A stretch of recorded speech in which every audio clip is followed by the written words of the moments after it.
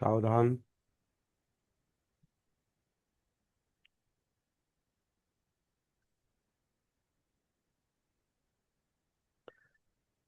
आज आपण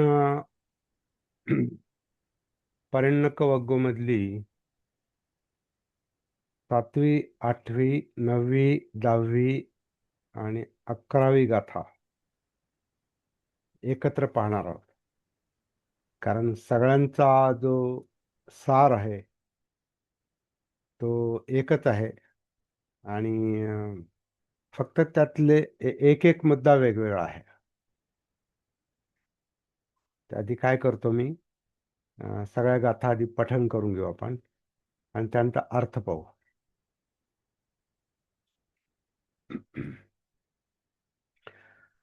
सुप्पबुद्धं पमुच्छन्ति, सॉरी, सुप्पबुद्धं पबुच्छन्ति सदा गौतम सावका, येषं दिवाचरतो च नित्यं बुद्धगता सती.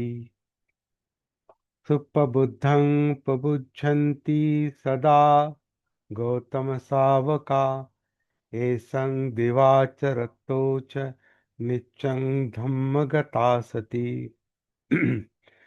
सुप्पबुद्धं पबुच्छन्ति सदा गौतम सावका, येषं दिवाचरतो च नित्यं संघगता सती.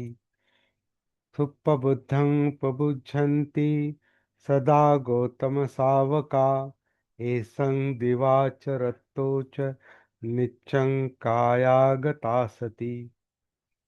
सुप्पबुद्धं पबुच्छन्ति सदा गौतम सावका, ये च दिवाचरतो च अहिंसाय रतो मनो.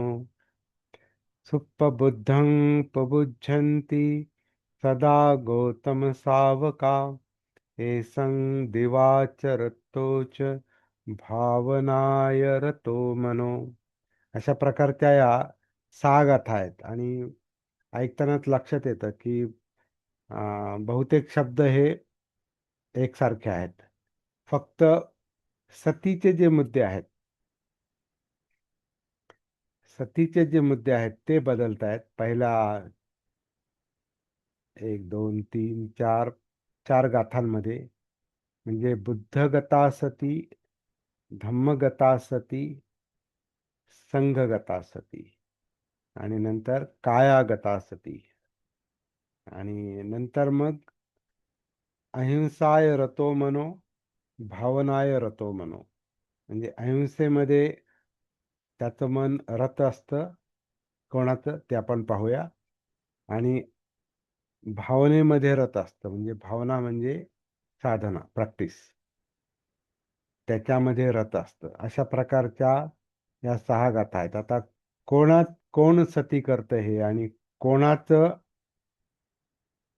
मन अहिंसा आणि भावनेमध्ये, प्रॅक्टिसमध्ये, साधनेमध्ये रत असतं. तर सुप्पबुद्धं पबुच्छन्ति. सुप्पबुद्धं म्हणजे सुप्रबुद्ध, म्हणजे जे जागृत आहेत, सुप्रबुद्ध आहेत, जाणकार आहेत, जागृत आहेत, जाणतात. त्याच्यामुळे काय होतं, त्यांना पबुच्छन्ति, त्यांना बोध होतो. ते त्यांना बोध होत असतं, म्हणजे बोधीच्या मार्गावर असतात ते. कोण? गौतम सावका.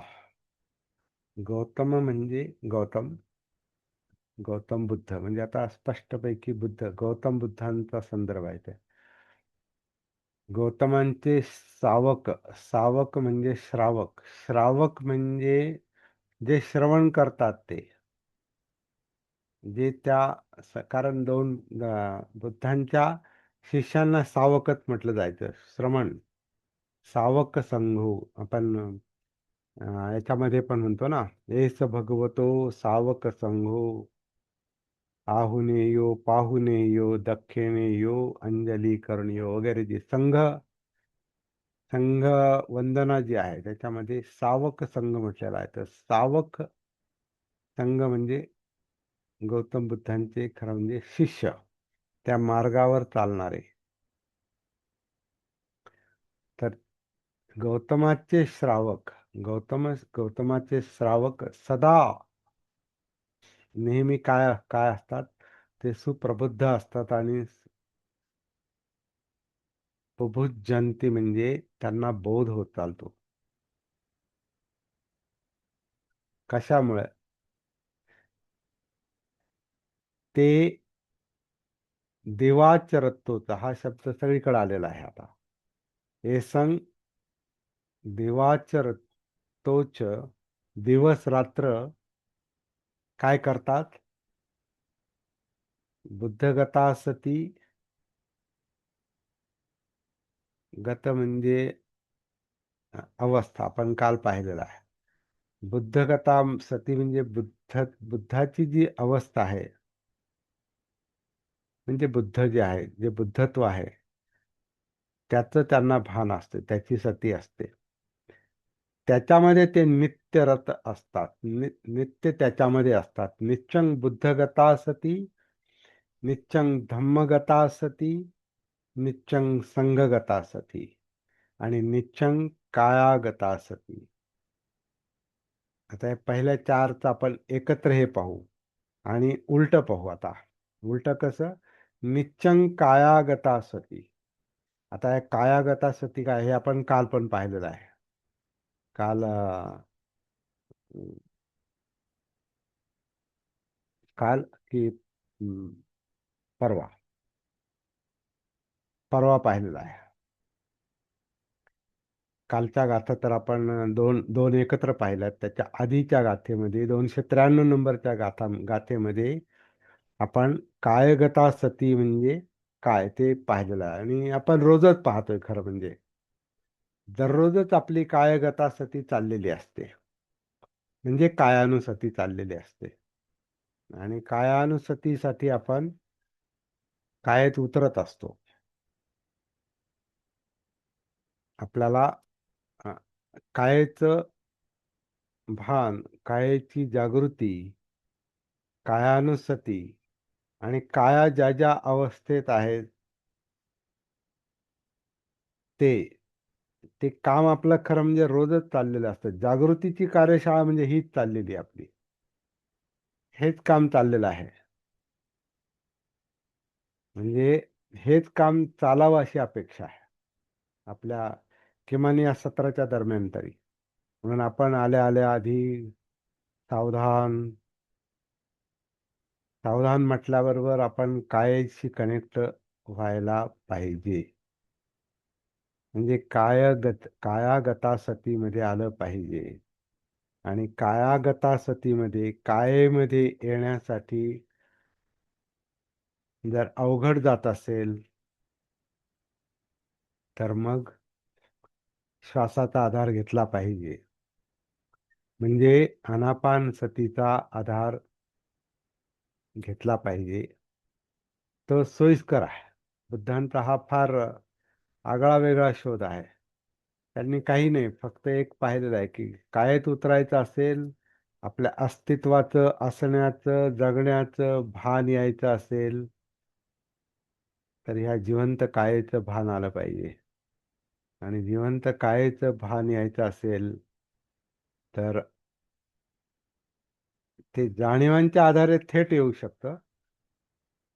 परंतु आपल्याला ती अ, तेवढी प्रॅक्टिस नसल्यामुळे, साधना नसल्यामुळे, भावना नसल्यामुळे, ती भावनेचा मुद्दा याच्यात पण शेवटी आलेला आहे या 6 गाथांमध्ये. ती भावना नसल्यामुळे, म्हणजे आपण काल भावनामय प्रज्ञा पाहिलेली आहे, तोच मुद्दा आहे परत. ती भावना, ती साधना, ती प्रॅक्टिस, ते कनेक्शन, ती सावधानता आपल्यामध्ये नसल्यामुळे कायेच्या पातळीवर आपल्याला श्वासाचा आधार घ्यावा लागतो. म्हणजे आनापानसतीचा आधार घ्यावा लागतो. आता आनापानसतीचा पण आधार किंवा आनापानसतीची भावना किंवा प्रॅक्टिस ही कशी करायची, हे आपण अनेक दिवसांपासून, अनेक महिन्यांपासून, खरं म्हणजे अनेक वर्षांपासून माझ्या बाबतीत म्हटलं तर 26 वर्षापासून निरंतर एकच विषय माझ्या मनात आहे. एकच विषय माझ्या डोक्यात आहे. ह्या मार्गावर यायला सुरुवात झाली त्याला साधारण 43 वर्ष झाली. पण सतीच्या मार्गावर सतीचा मुद्दा विशेषतः नैसर्गिक आनापानसती आणि विशेषतः काया आनापानसती म्हणजे ही काया नैसर्गिकपणे आतून आत श्वास घेते. आतून आत श्वास घेते. श्वास बाहेरून आत येतच नाही. बाहेरून एंट्री होत नाही. आतमध्ये पोकळी निर्माण होते म्हणून हवा फुफ्फुसात येते आणि ती येते म्हणून ती बाहेरून येते. कारण दुसरा मार्गच नाही. पण सुरुवात बाहेरून नाही. सुरुवात आतून आहे. कारण ती आतली गरज आहे. ती शरीराची गरज आहे. कायेची गरज आहे. म्हणून ही काया, हे शरीर आतून आत श्वास घेतं. कशासाठी घेतं? जिवंत राहण्यासाठी. अस्तित्व टिकून राहावं म्हणून. हे निसर्गानं ते सुरू करून दिलंय. हे काय आपण करत नाही. म्हणजे काया आन करते, अपान करते, हे काही आपण करत नाही. हे निसर्गानं लावून दिलेलं काम आहे. आपण त्याच्यात आहोत. ते आपल्यात नाही. या निसर्गात आपण आहोत. आपण निसर्गाचा भाग आहोत. आपण निसर्गाला नियंत्रित नाही करत. निसर्ग आपल्याला नियंत्रित करतो. आणि ही काया श्वास हे निसर्गाचा आहे. निसर्ग तो करतोय. त्याला अनात्म म्हटलेलं आहे. अनात्म म्हणजे आपण नाही करत. आत्म म्हणजे मी, स्व, सेल्फ. मी नाही करत अनापान. मी केलं काय किंवा नाही केलं काय हे चालूच आहे. मला माहित नाही तेव्हापासून चालू आहे. म्हणजे आपल्याला माहित नाही तेव्हापासून श्वास सुरू झालेला आहे. आणि माहित नाही म्हणजे आपल्याला आपला जन्म आठवत नाही. तिथून सुरुवात झाली. बाहेर आलो, जन्म झाला, बाहेर आलो, काही क्षणातच जिवंत राहण्यासाठी आनापान सुरू झालं. होत नसेल तर ते असेल कोणी तिथं तर ते आपल्यावर उपचार करतात. दवाखान्यात असू तर ते उपचार करतात. नसेल होत तर तिथल्या तिथं आयुष्य संपू शकतं जागेवर. पण निसर्गाची रचना अशी आहे की ते आपोआप नैसर्गिकपणे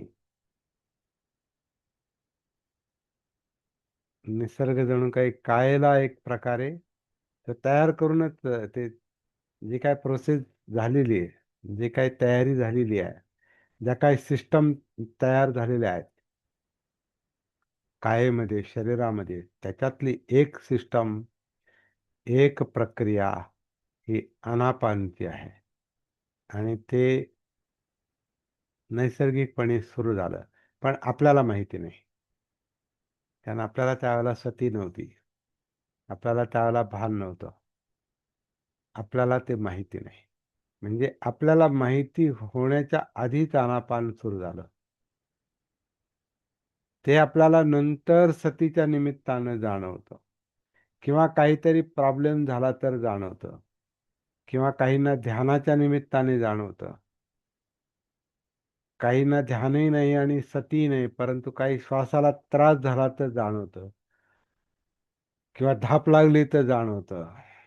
किंवा दम्यामुळे जाणवतं. श्वास कमी पडल्यामुळे जाणवतं. काही आजार झाला तर जाणवतं. आणि तेही थोडंसं जाणवतं. कारण त्याच्याशी संपर्क नाही, आनापानची सती नाही, त्याचं भान नाही. त्यामुळे तो आपल्याला सहजासहजी जाणवत नाही. त्याच्यासाठी ती भावना करावी लागते, म्हणजे सतीची साधना करावी लागते, प्रॅक्टिस करावी लागते. त्याच्यात उतरण्याची, त्याचं भान ठेवण्याची, त्याची जागृती ठेवण्याची, त्याची सावधानता ठेवण्याची आनापानसती. तर आपल्याला जर कायेत उतरता नाही आलं डायरेक्ट, ते खरं म्हणजे कायेत उतरणं हा जाणीवांच्या आधारे होतं, ते वेदनांच्या आधारे होते. परंतु वेदना हे आणखीन पुढचा अभ्यास आहे. त्याच्यामुळे आपण लगेच वेदनांच्या आधारे उतरू शकत नाही, अभ्यास असल्याशिवाय, त्याची प्रॅक्टिस केल्याशिवाय. म्हणून आपल्याला काय म्हटलेलं आहे की हे आन पहा, अपान पहा, त्याचं भान ठेवा, त्याची सती ठेवा. आणि आपण ते करता करता काही गोष्टी आपल्याला एक ज्या उलगडत गेलेल्या आहेत, त्या आपण इथे बोलतो की ही काया नैसर्गिकपणे आतून आत आन करते आहे. मी माझं सांगू शकत नाही, कारण तेव्हा मी बोलू शकत नाही. मी माझं म्हणजे श्वास माझा मी सांगू शकत नाही. अपान थोडस सांगू शकतो, कारण तेव्हा मी बोलतो आणि पाहतो, म्हणजे अपान सती. तर थोडस सांगू शकतो, पण माझा फोकस जो आहे ते इथे मीटिंग मध्ये, तो बोलण्यावर आहे. बोलताना अपान होतं, आणि अपान सती आणि बोलण्याची सती हा माझा या क्षणातला बहुधा विषय असतो, बहुतेक वेळाला. म्हणजे जेव्हा मी बोलतो तेव्हा आन सती जेव्हा होते, तेव्हा मी ते सांगू शकत नाही. ते ज्यानी त्याने बघायचंय. माझं मी पाहिल, तुमचं तुम्ही पहा. कुणी कोणासाठी प्रॅक्टिस करू शकत नाही. ज्याची त्याला करायची असते. आणि दोन लोकांची सती साधना प्रॅक्टिस,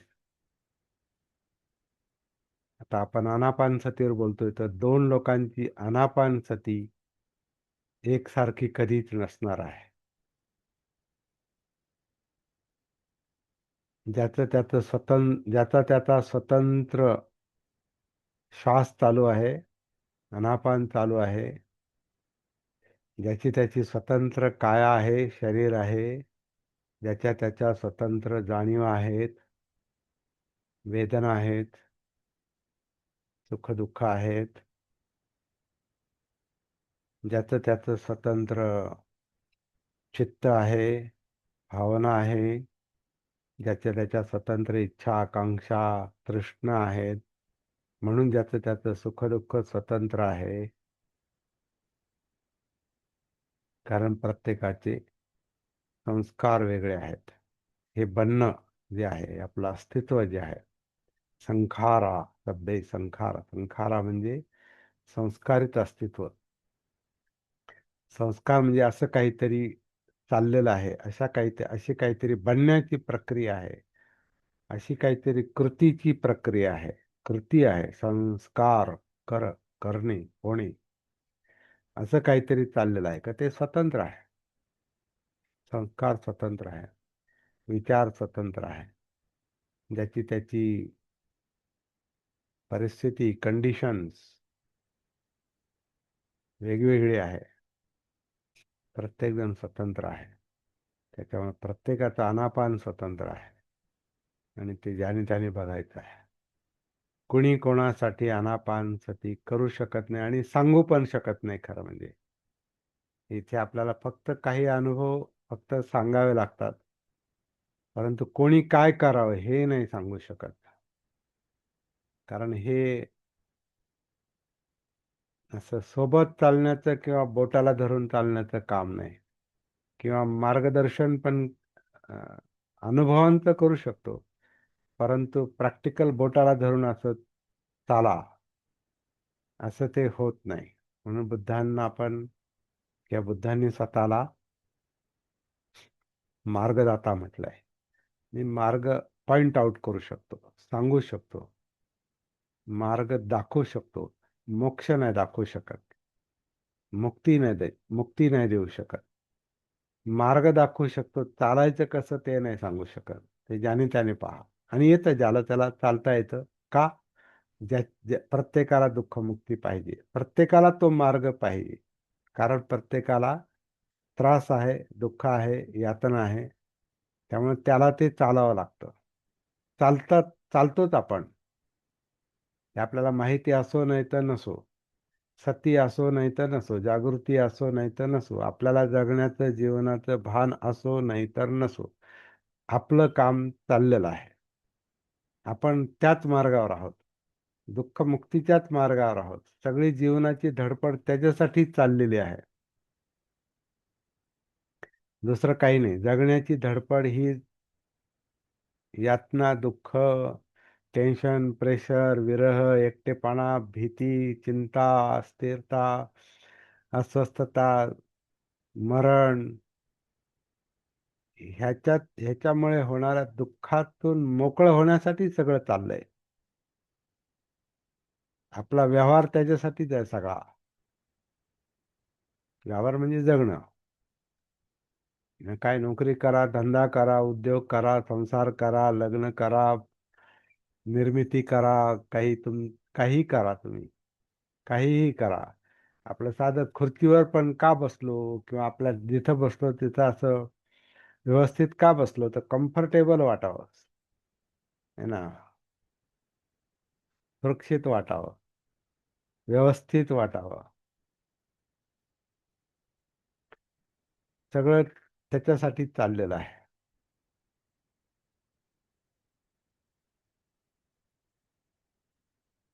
हे जे काम चाललेलं आहे सध्या आपलं, ज्याला आपण कार्यशाळा म्हणतो, हे तरी कशासाठी चाललेलं आहे? मला पुढचे टप्पे गाठायचे आणि मला जे काही थोडंफार अनुभव येतात ते मला इतरांशी शेअर करायचे, म्हणजे सहभागी करून घ्यायचे. का? तर लक्षात आलेलं आहे, ज्यांना अ, समजेल, ज्यांना कळेल,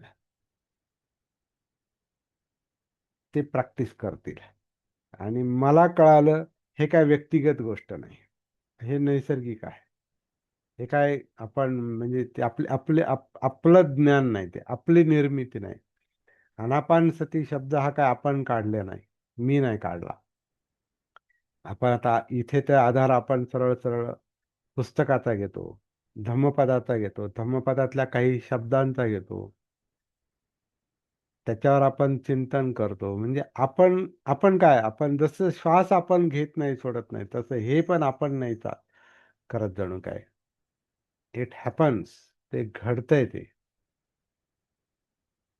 नैसर्गिकपणे चाललेलं आहे. तर सगळी धडपड कशासाठी चाललेली आहे? काहीतरी काहीतरी त्रास आहे.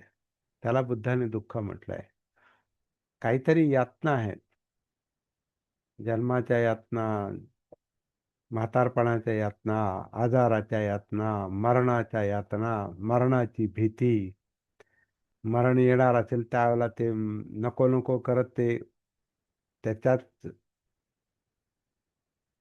काय म्हणतात, मरणाच्या दारात आणि उंबऱ्यातून शेवटी सगळं दिसेनासं होणं.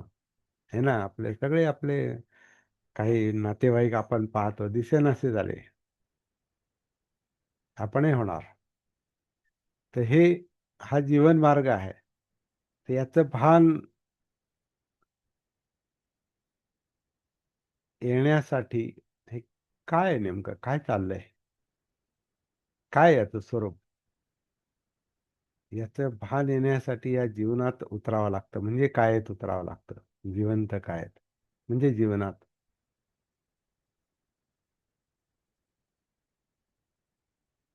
आणि हे सगळं नैसर्गिकपणे, नैसर्गिक अस्तित्व नैसर्गिक पद्धतीनंच पाहावं लागतं. म्हणून नैसर्गिक श्वासच पाहता आला पाहिजे. मी असा घेईल तसा घेईल आणि इथं पाहिलं आणि तिथं पाहिलं आणि मी घेईल आणि मग त्याची सती करील. तर ते ध्यान झालं. ते ध्यान करतोय ते. ध्यानामध्ये इच्छा असते. इच्छा तर अशाही चाललेल्याच आहेत. इच्छा आकांक्षानेच सगळं व्यापलेलं आहे. इच्छांची पण सती पाहिजे. इच्छांचं पण, इच्छा आकांक्षा, जे जे काही वाटतं हे हे पाहिजे, इच्छा, हे नको, ही इच्छा, हे लोभ द्वेष, हे जे ह्याला हे चित्त आहे. हे चित्ताचं भान आलं पाहिजे. खरं म्हणजे ते चित्तासाठीच सगळं, चित्तशुद्धी हेच काम आहे. पण ते चित्त म्हणजे नेमकं काय काय चाललंय, हे पाहिजे नको म्हणजे कुठं आहे नेमकं ते. त्याचा स्पष्ट बोध होत नाही. बुबुध्झन्ति. सुप्रबुद्धम म्हणजे जागृती, आणि तो बोध, जागृतीमुळे होणारा आतला बोध, जीवनाचा बोध, हे काम गौतम सावक म्हणजे गौतमाचे शिष्य करतात, बुद्धांचे शिष्य करतात. असं असं या गाथेत म्हटलेलं आहे. आता बुद्धाच्या मार्गावर जे आहेत ते हे काम करतात. काय? जागृत होण्याचं आणि बोध, जीवनाचा बोध करून घेण्याचं, बोधीसाठी, जीवनाचं जीवनाचं जीवनाचं स्वरूप कळण्यासाठी ते जागृतीचा अभ्यास करतात. आणि कधी करतात? दिवाच रत्तोच. दिवा म्हणजे दिवस, रत्त म्हणजे रात्र. दिवस रात्र एकच काम करतात. काय? कनेक्ट होण्याचं, स्वतःमध्ये उतरण्याचं. कायगतानुसती. आता ही कायगतानुसती, आता हे जे ह्या ज्या गाथा आहेत ना, त्या थोड्याशा आपल्या दृष्टीने उलट्या क्रमानं आल्यात. म्हणजे आपल्या प्रॅक्टिसच्या दृष्टीने ह्या उलट्या क्रमानं आल्यात. आधी आधी बुद्धगतानुसती येऊ शकत नाही. आधी धम्मगतानुसती यावी लागते. तर इथं बुद्धगतानुसती, नंतर धम्मगतानुसती, नंतर संघगतानुसती. आता संघ म्हणजे जे या मार्गावर आहेत ते सगळेच लोक, फक्त भिक्खू नाहीत. फक्त भिक्षून श्रावक आणि काय भिक्षून उपासक आणि ते नाहीत. जे बोधीच्या मार्गावर आहेत, जे जागृतीच्या मार्गावर आहेत, ते एकत्र असो नाही तर नसो, ते संघाचे भाग आहेत. आता संघाची आधुनिक व्याख्या आपल्याला लक्षात घेतली पाहिजे. कारण आता आपलं जे डॉक्टर बाबासाहेबांच्या निर्देशानुसार जे काम चाललेलं आहे ना, ते बुद्धांचा शोध घेण्याचं काम चाललेलं आहे. मूळ बुद्ध शोधण्याचं काम चाललंय. हे आपण विसरता कामा नये. त्रिकोण विसरता कामा नये.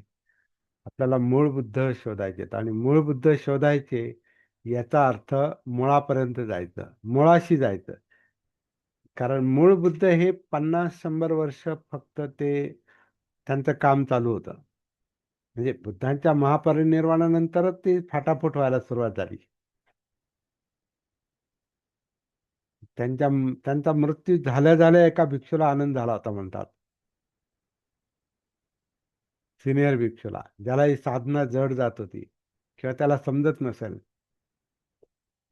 नव्यानच भिक्षू झाला असेल आणि त्याला ते कळालं नाही, सुभद्र, तर त्याला आनंद झाला म्हणे. बरं झालं शास्ता गेला म्हणे. फार ताप होता. फार हे करा न ते करा न असं करा न तसं करा, आणि समाधी आणि शिलाचरण आणि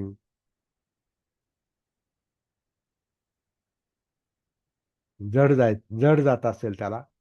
बरं म्हणे, डोक्याला ताप. तिथूनच संघाची फूट झाली, सुरू झाली. आणि असे अनेक लोक असतील. आणि ते साहजिकच आहे. ते काय म्हणजे मुद्दाम नाही केलं त्यांनी. त्याला जड जात होतं, त्याला तो काय करणार? त्याने उशिरा सुरुवात केली असेल, असंही असू शकतं. किंवा बुद्ध काय सांगत होते ते त्याला कळत नसेल. कळालंच नाही तर तो प्रॅक्टिस करू शकत नसेल, साधना करू शकत नसेल, भावना करू शकत नसेल. त्याच्यामुळे त्याला जड जात असेल. आणि तशात बुद्धांचं महापरिनिर्वाण झाल्यावर त्याला आनंद झाला. चला आता कोणी सांगायला नाही आपल्याला, हे करा न ते करा न ते करू नका न. आता मनाप्रमाणे जगू. हे अवघड काम आहे. हे सोपं काम नाही. हे जो प्रॅक्टिस करतो त्याला माहिती आहे. हे काय लगेच सापडत नाही. याला हे कष्टाचं काम आहे. खरं म्हणजे वेळ देण्याचं काम आहे, कष्टाचं काम आहे, झोकून देण्याचं काम आहे.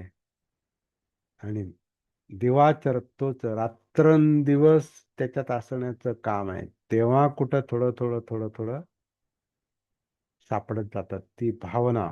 आता हा भावनेचा मुद्दा इथं नंतर आलाय. तो खरं म्हणजे पाहिलाच पाहिजे.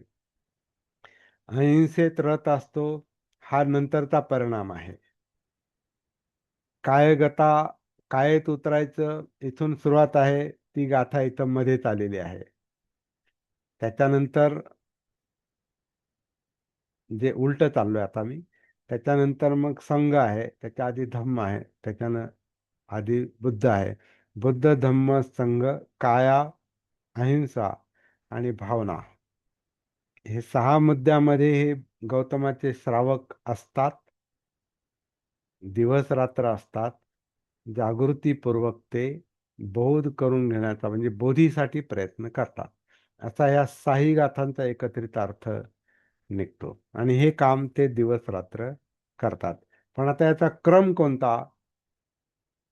तर आपल्या अनुभवातून पहिला क्रम हा कायेत उतरणं हाच आहे.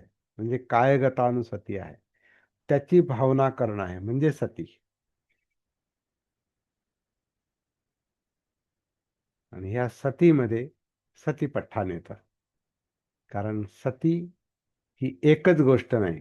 श्वासाची सती, कायेची सती, वेदनांची म्हणजे जाणीवांची सती, चित्ताची सती, मनोधम्मांची सती, पाहणं, ऐकणं, गंध, चव, स्पर्श, त्याचे विषय, त्याच्यानुसार चालणारी विचार प्रक्रिया, त्याच्यावर होणारा चित्ताचा परिणाम किंवा विचारांनुसार चित्त निर्माण होणं, त्यांचा एक हे सगळं एकत्रच आहे. हे वेगवेगळं वेगवेगळं नाही. काया आणि ह्या बाकीच्या गोष्टी, हे 4 जरी म्हटलंय ना, काया, वेदना, चित्त, मनोधम्म हे एकच आहे. एकातच सगळं आहे. All in one.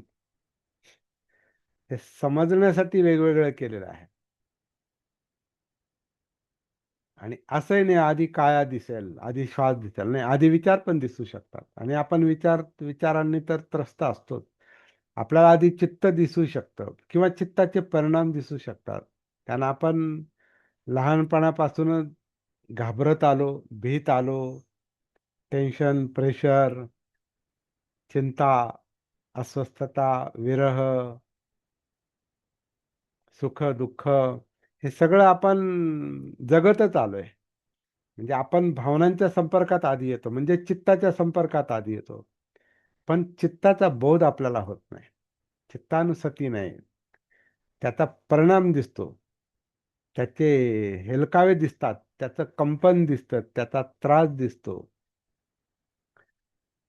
त्याची दोलायमान अवस्था दिसते. पण ते कशामुळे ते नाही दिसत. ते नाही कळत. म्हणजे चित्त नाही कळत. पण चित्त नावाचं, मन नावाचं काहीतरी आहे. हे तर आपण व्यवहारातही बोलतो. माझ्या मनात हे आलं आणि माझ्या मनासारखं झालं नाही. माझ्या माझ्या मनाच्या विरुद्ध झालं. माझ्या मनात विचार आला आणि मी घाबरलो आणि असं झालं, ते तसं झालं, मला आनंद झाला. काय असेल ते. म्हणजे मनाशी संबंधित बोलतो, चित्ताशी संबंधित बोलतो. पण नेमकं काय ते? त्याच्याशी आपला संपर्क नाही. त्याची सती नाही. ते कळालं पाहिजे.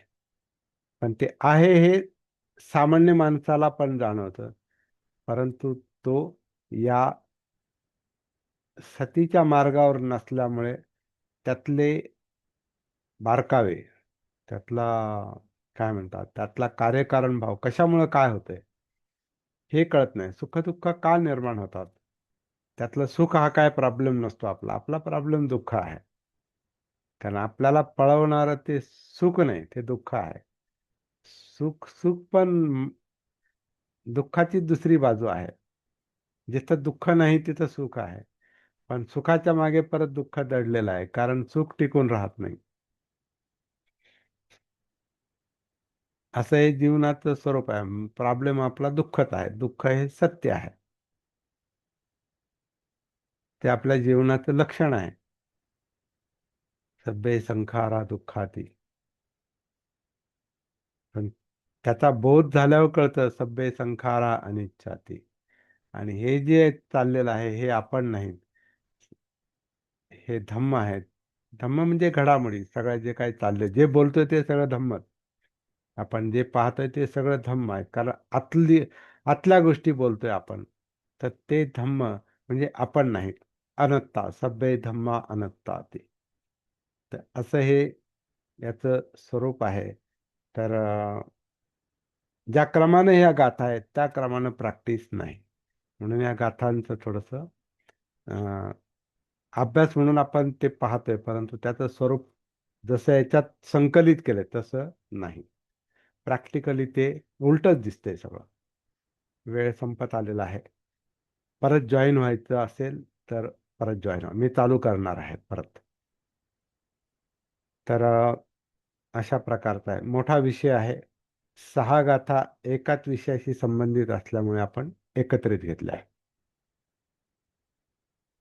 296 ते 301 पर्यंत.